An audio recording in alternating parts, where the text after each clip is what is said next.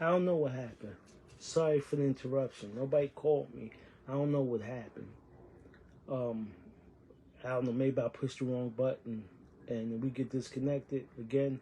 I apologize. But what I was talking about is going to the barbecue yesterday and how a union officer told me that it wasn't political, if you caught that. And it is political. This is about that barbecue and all the events that they've been given is about politics and manipulation. It's about food and drink and games and whatever to mask what's going on with our union. I mean, this union had on their website, the misinformation, had something about the Union Square riots the other day, a few days ago in Union Square. They didn't, and strangely enough, they didn't say nothing about the lawlessness of what was going on at that rally. You want to say wayward youth, you want to say whatever you want to say, but New York is lawless, and Union Square was another example of that. And all the union's website wanted to point out about how this was an influencer and make a correlation with Trammell. They didn't use Union Square to emphasize our safety or how unsafe we are.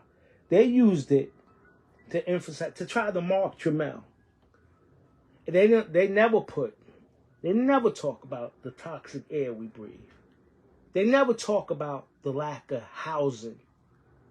They never talk in specific terms. I know what they're doing with buses. In specific terms, how we going to be safe? How they going to make us safe?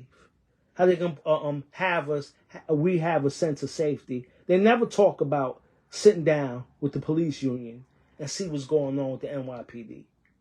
They're not talking about the congestion pricing and how it's going to affect us. They're not talking about the uptick in COVID. Now that's happening. And let me say to my brothers and sisters, we know how transit do, right? We know how transit does. So this COVID, if it's a new wave of COVID coming through, stay home. They talking about 5 days come back. They figure out a way to get you back to work. Don't go for that again. We was dutiful. We went beyond the call of duty, and they gave us nothing. They was not appreciative. If there's a COVID uptick, be concerned about yourself this time. You was before. But don't come into work. Make sure that you're good and you're healthy. Damn this company. This time around, if COVID, if it's anywhere near, I hope it's not. But if it's an uptick, they say more people in the hospital now, more people in the emergency room, we won't be there. We'll be taking care of ourselves this time. Not worrying about moving this city and moving individuals and working for individuals. Don't give a damn about TA workers, TA's employees, and our well-being. This union and management, and I'm reading off something, is all about, they got something in common in terms of their information in regard to the resources they use to convince us that everything good. Richard Davey, our presidents, give these emails, these videos every week, acting like we're part, always telling us, updating us on how the ridership is increased and how innovative transit is, as if we are partners in this. But he always fails to talk about how we're assaulted, how we injured on duty, or injured, assaulted or injured on duty, how they fight us on comp, how Richie Davis and Transit and Jano Lieber and MTA Hierarchy send their bad real lawyers to fight us in comp court or tell judges that we're fraud. He always fails to mention that in his videos. He always, in the union. The union is the exact same way. They can tell you all about the events.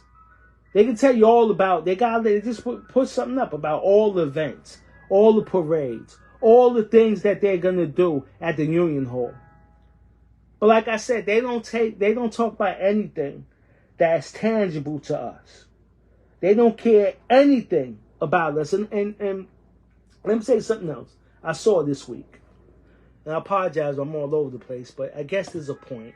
Chew out what they say, chew the meat and spit out the bones. So this is one of those. But the other day I was looking at somebody put on one of these chat groups, a contact list of new superintendents. And I was shocked at the line soups. These deputy soups that they promoted to line soups. These same soups that used to write our brothers and sisters up for frivolous things and come to Broadway. And I would rip it apart. And the officers there would either throw it out or give our brothers and sisters re-instruction. You had soups. One of these line soups was actually trying to set up our brothers and sisters. He should have been written up.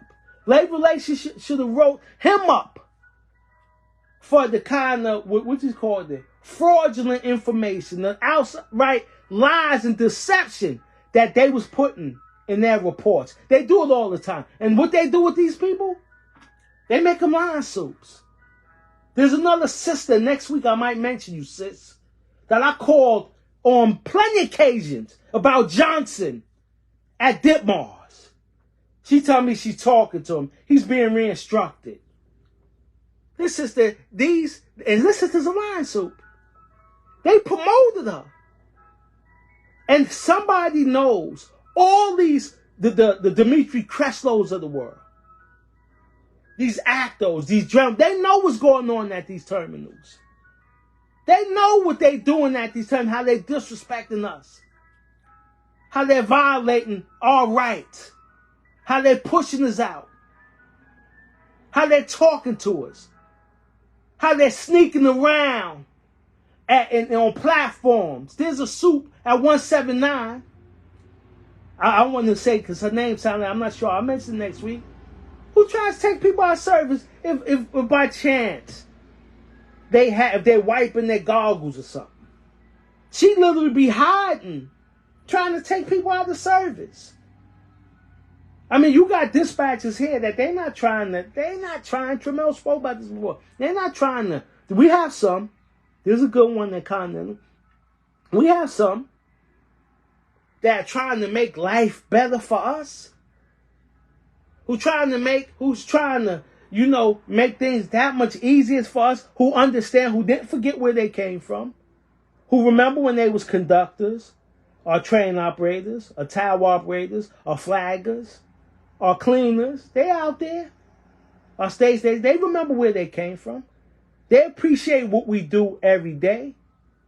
But you got a lot of them who are just out there to make our life hell. And they're bullied. And they're sadistic. And they're getting promoted, And they're getting promoted.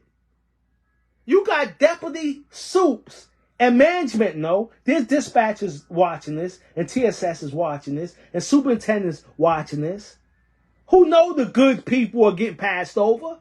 We see it with our own eyes. Same thing we see with these union reps. He's a rep. She's a rep. What? Same thing I see with these superintendents. You might say, that's a line soup? We're going to trust them to be fair? We're going to trust them to do the right thing? And Transit promotes these folks. Transit put these vindictive, unprofessional supervisors in. They reward them. They reward them for tormenting us. But you know, Sunday, I'm going to read the scripture. This is Isaiah 5:20. Woe to those who call evil good and good evil, who put darkness for light and light for darkness, who put bitter for sweet and sweet for bitter. Woe to those who are wise in their own eyes and clever in their own sight. So I'm saying, you got something coming to you. God got something coming for you. I believe that. I never understood why you got people, dirty, sneaky, snake individuals who can do backflips until they're 90. And you have good, decent people who are struck down in their prime, in their 20s and 30s, and in their teens, and who only tried to do the right thing. I don't know. I don't know why wicked individuals sometimes look like they're thriving and good people are taken from us. I don't know. I don't question God like that. But I do believe that the wicked will have their day. I do believe that we have a just God and a righteous and loving God. And he's going to take care of those who try to take advantage and dole out pain. And who relish in our torment. I believe that. And I believe there's a lot of those folks in transit. And a lot of them in management. General soups and line soup. But their day coming. God gonna make sure their day coming. That's for sure. I believe that. My faith tells me that. And I want to talk. I titled this, "What is a Snitch?" And it bothers me sometimes. It's been bothering me for years. It's been bothering me for a long time. Because I think everybody's caught up with they not snitching. Some of us pretend that you live by a code. You don't understand what it is. Some of us don't even understand what it is not to be a snitch. Some of us don't know what it is for someone to be involved in something, right or wrongly, and the cops are harassing your family because they want you to come into the precinct. But you're trying to protect a friend, right or wrong, and you grew up with that code that you don't talk to the police. Some of us don't know what it is to be in the precinct for a few days and getting beat every day or being held for 3 days, 4 days without eating. Some of us don't know what it is to sit up in that penitentiary right now. 5, 10, 15 years, 20 years. Because you live by a code that you're not going to tell on your brother or sister. There's people in the mountains upstate right now, federal prisons, who could get out tomorrow. But because of what they believe, their belief system, they're not opening their mouth. Because they're living by a certain code. It's all they are. All you have is your principles and your beliefs. That's all you have. That's what we made of, and your morals. And some folks out there, some of us growing up, when we was whatever circle we was in, we was bound by a code of not telling, informing. A lot of white folks say rat, we say snitch. A lot of older people say stool pigeon. But it's all informing and telling. That's what it all means. We live in a generation now. I knew, and a lot of us knew, folks that go to jail for 2 years, 3 years, 5 years, 10 years, 15 years, they used to say they could do that standing on their head. We live in a generation now where they don't even want to go in the police car. We're not talking a bed or going to prison or being detained for months, a year. We live among folks that don't even want to go to the precinct. They telling everything before the cops don't even have to put handcuffs on them, and they telling. Or before their fingerprints is dry, they told everything. This is the generation that we live in, unfortunately. But I'm always struck by with the snitch thing is I see our brother. You know how many folks were at 2 Broadway because something that our co-workers put online, something that our co-workers said, sitting around in a group of supervisors or a dispatcher, ATD, or others, and they wound up at 2 Broadway. Something that you put on Facebook or you put in the group. A lot of stuff been leaked online by us. It wasn't. Y'all gave it to management. They didn't go looking for it. Y'all just put, and then y'all got to slide. Here we go. They going to 2 Broadway. Somebody's going to lose their job.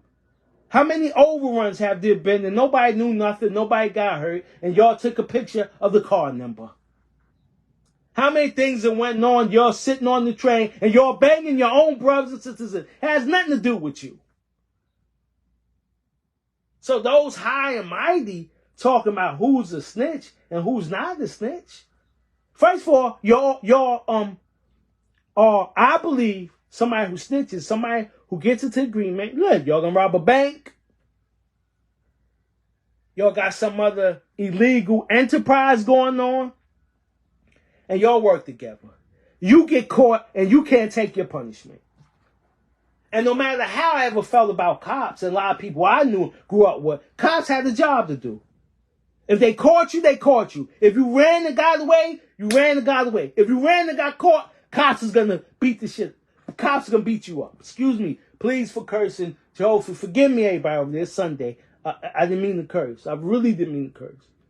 But we knew the rules. There's rules to this. There's perimeters where we operate within. But some of us sit in judgment and say, who's a snitch and who's not? And a lot of y'all, I saw something last week, and I know the sister, good sister.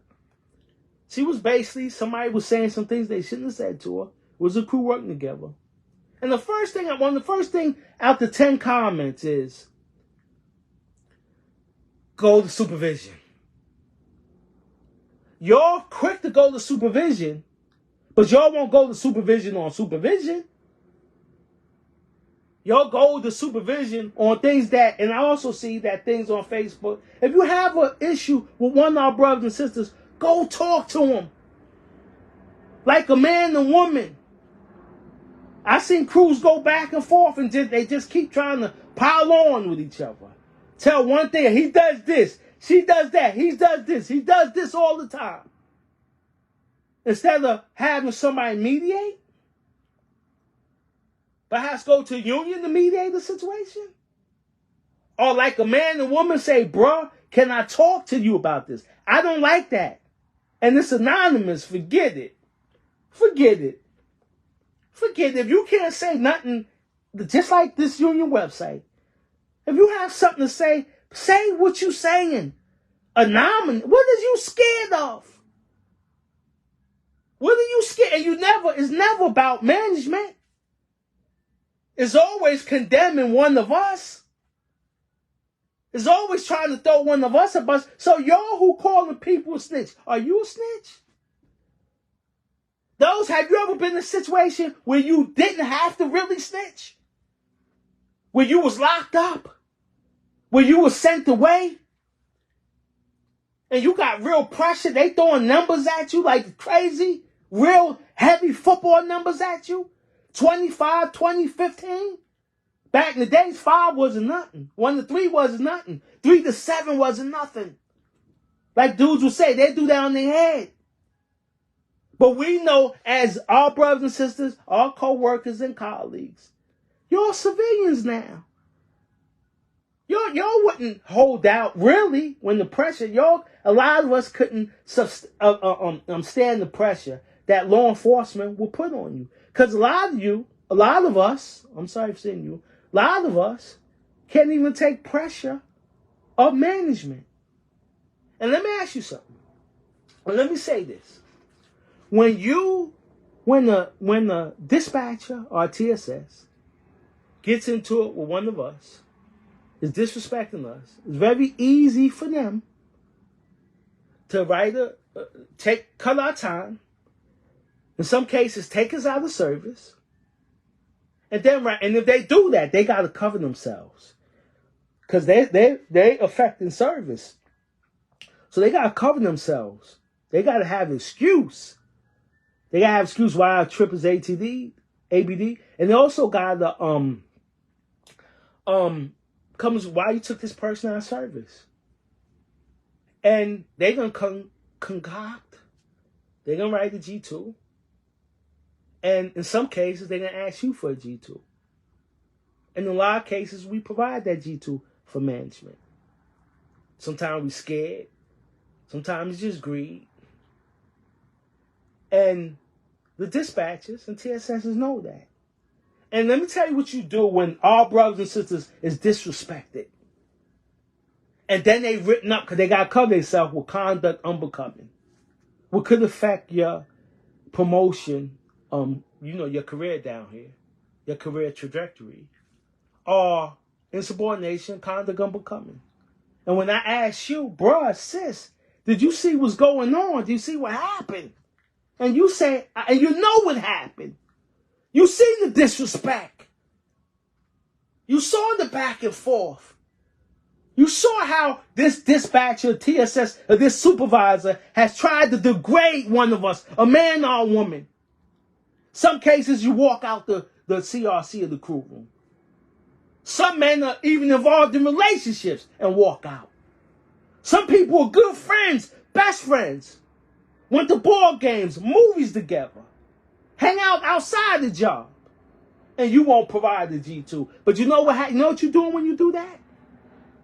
Because management get the benefit of the doubt. Management's going to be blamed. You know what's going to happen? They're going to be written up. They're going to get insubordination. A conduct unbecoming. And it's going to affect their careers. And they're going to get some days. So it's snitching by omission. Because if you not, and forget that, I heard voices, but I didn't see what happened. You're not helping us. You're helping that vindictive supervisor, that bully, that nothing. So they go to, can I get G2? No, I don't want to get involved. Yo, I'm trying to stay on the radar. Yo, he's all right, me. But some of it is, I'm scared. And just say you scared. Just say he gives you money. Don't try to say you ain't no snitch.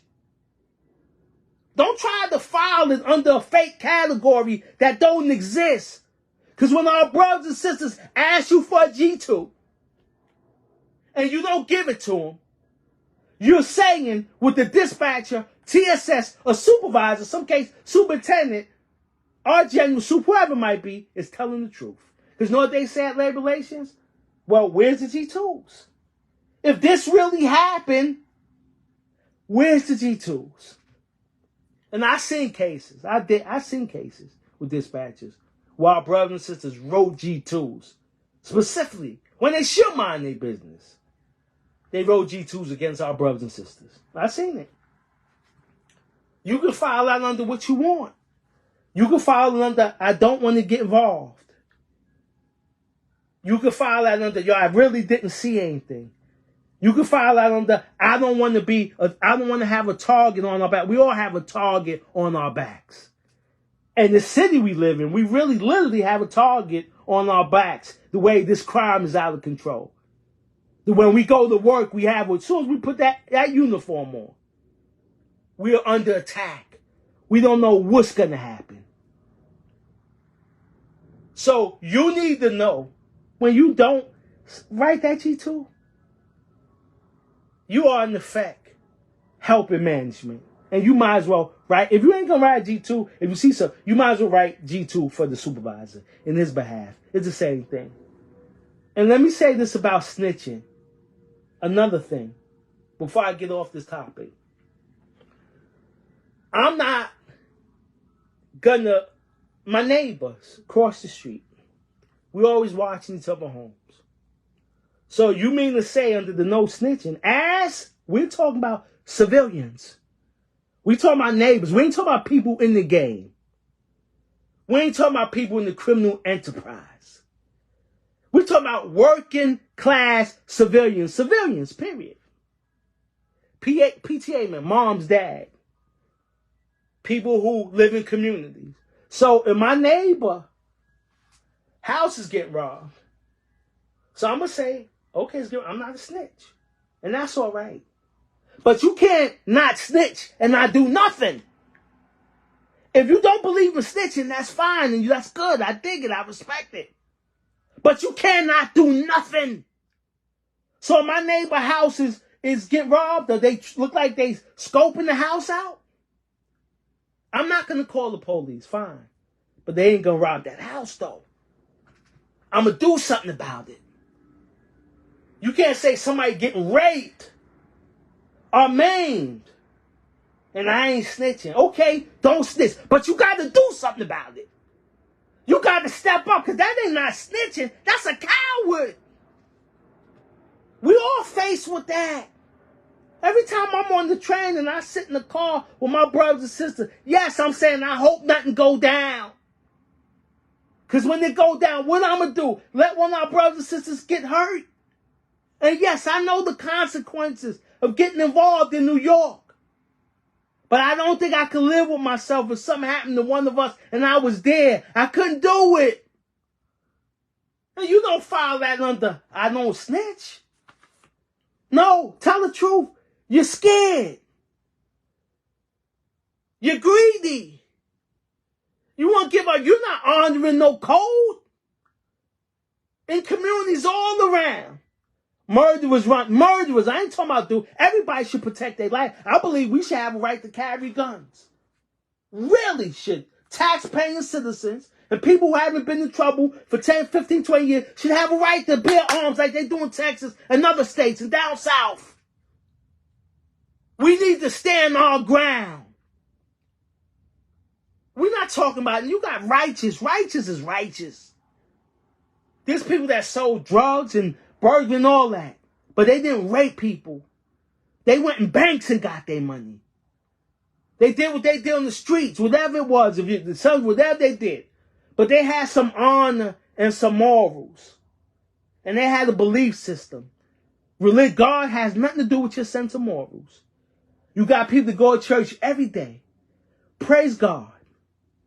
Act, volunteer and all that. And have no morals. And do everything they break every 10th commandment there is. And go to church and pray and ask for forgiveness and do it all over again. And you got people with morals who never step foot in the church. And there's things that they will never do. They have a belief system. They have a code that they will never violate. They have a list of things. They have standards and rules and codes and ethos that they live by. So stop with that not snitching thing. And I understand that. It's a code. I understand. There's people who refuse it. But they do the right thing, though. I don't call the police. But I do the right thing. I don't bang my brothers and sisters in. But I have a talk to them.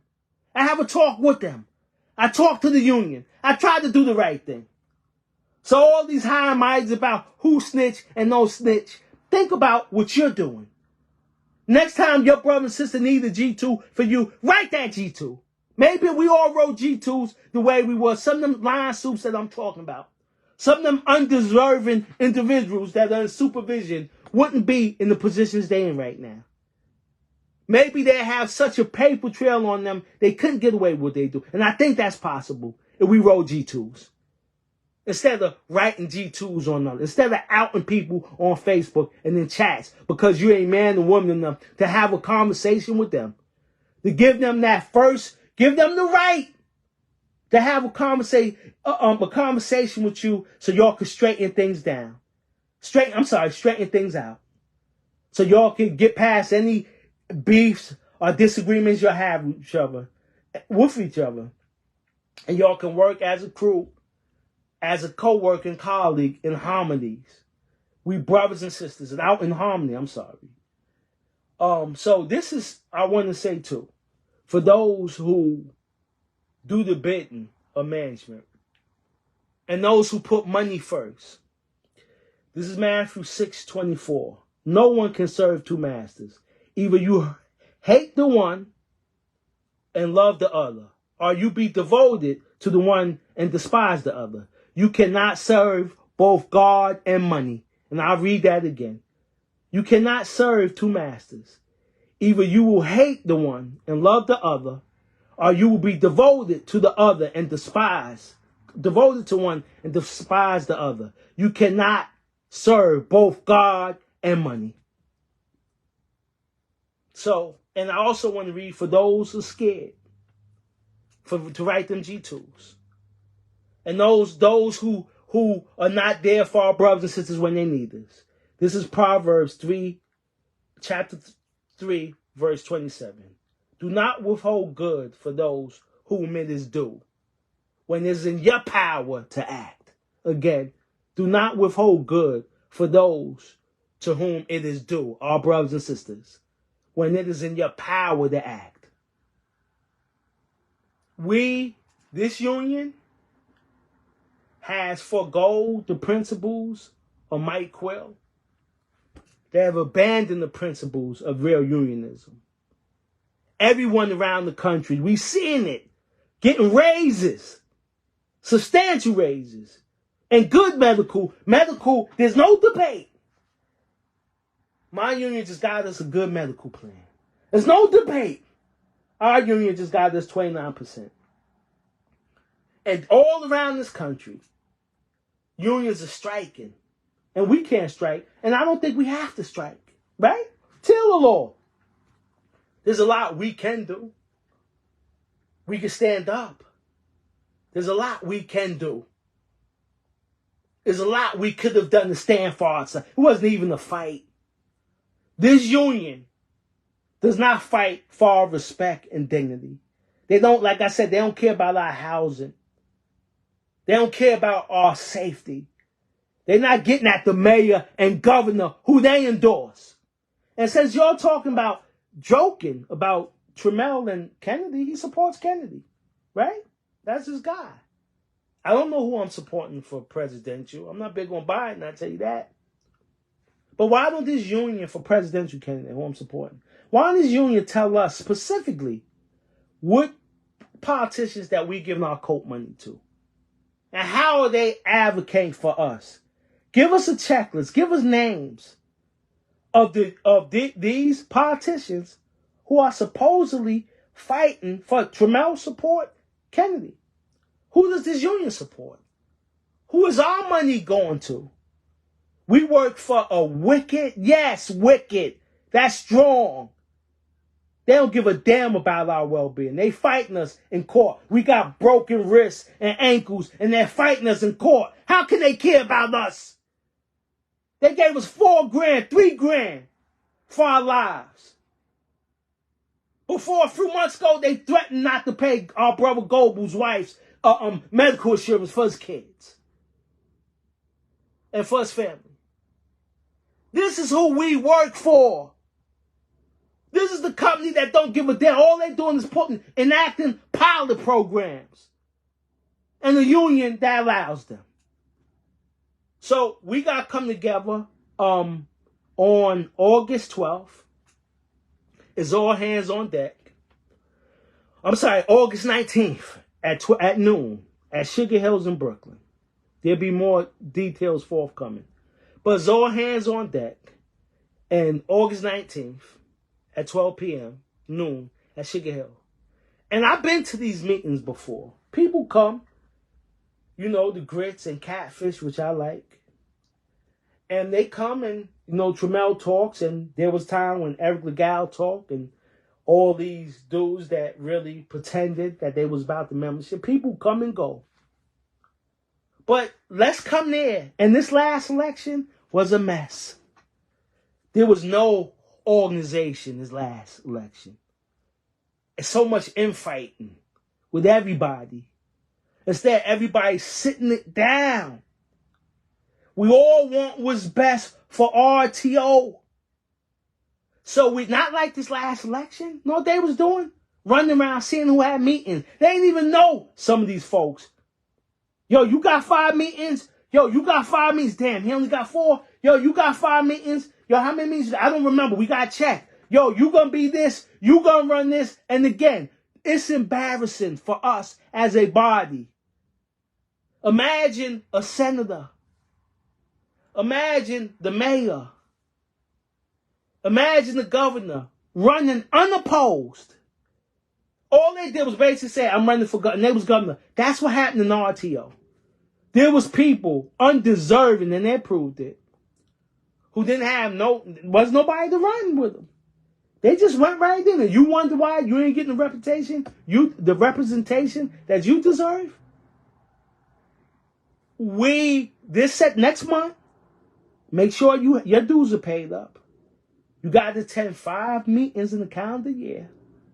And if you want change, and if you want to run, if you think you could do a better job, and you're passionate about fighting for our brothers and sisters, come to Sugar Hill. All the groups, come to Sugar Hill on the 19th at noon. Everybody come. And let's sort out, because the union's doing it now. They know who's going to run where. Now, already. They getting together. They ain't stupid. They good about that. They do anything in their power. And they do everything in their power to remain in power. That's what they do. That's what we have, a group of people who's not thinking about representing us. And how we could have somewhere to live. How we could decrease discipline. How you can make our lives better. How to make our lives tangible things that affect us, our everyday life. We don't have that type of union. We have men that want to stay in power. And people who are willing to do anything for those men to stay in power. Long as they are not on the road. It has nothing to do with you. That barbecue has nothing to do with us. Yes, we had a good time, and a byproduct, if you got food and music, sure. But that barbecue was for to put on their website. That barbecue was to take photos. So Canelo Gomez can have a collage. So he can say, I was at this terminal. I was at this terminal. Took a picture here. Took a picture of that. You tell me what he's done. Y'all remember a few months ago? Last month, 2 months, y'all had to read a bulletins and a bunch of paperwork on workplace violence because of him. What has he done for this membership? In tangible terms. But give events. So Richie Davis is not fit to be a president. I would not bring my wife to meet him. Just because he put on the suit. That makes him, y'all, what has he done for us? But especially in certain places, but be condescending. He has a spotty track record to begin with. So, but we, RTO and stations, we can vote them out of office. We have the ability to vote them out of office. We just have to come together. Gossip, man. Not for the sake of gossiping and complaining. I thought the thing was going to go off again. It pisses me off. I'm sorry. But not for the sake of gossiping. Not for the sake of complaining. For the sake of us coming together and having some change. And standing proudly as a union, TWU Local 100. Like UPS is doing with the Teamsters. Like the teachers do with the teachers union, as far as I know. Like the hotel workers union, how proud they are of their union. We should be proud of our union, not disgusted with them. So August 19th, 12 p.m., don't come for the good food. Come, this is our first step in our journey of liberating ourselves from this corruption. Let's move forward as brothers and sisters. We can have barbecues. I guarantee you there's going to be more barbecues. And that goes without saying. You don't got to put no titles together. We deserve to have a good time. And at the same time, work in an environment where it's safe and we're respected. God bless everybody. Everybody be safe. Take care.